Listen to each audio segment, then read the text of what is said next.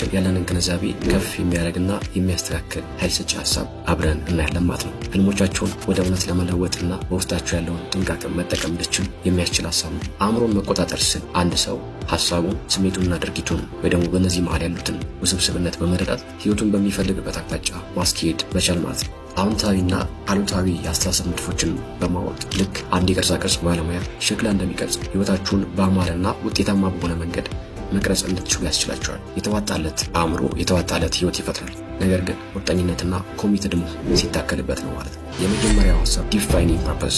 አንድ ሰው አእምሮን ኮንትሮል አድርጎ በሚፈልገው ዳይሜንሽን ማስኬድ ለመቻል መጀመሪያ ምንድነው ማድረግ የምችለው ወይ ደግሞ አላማዬ ምንድነው የሚለው ነገር ግልጽ ማድረግ መቻል። ማድረግ የሚያስደስታችሁን ነገር ለማወቅ ጊዜ መውሰድ አስፈላጊ ነው ማለት ነው። ምኞታችሁ ምንድነው? የምትመኙት ነገር ምንድነው? እሴቶቻችሁ ምንድናቸው? ወይ ደግሞ ስኬት ለእናንተ ምንድነው የሚለውን ነገር በመጻፍ በደንብ ስለዚህ ግልጽ የሆነ ዲፊኒሽን መስጠት ያስፈልጋል። አላማችሁን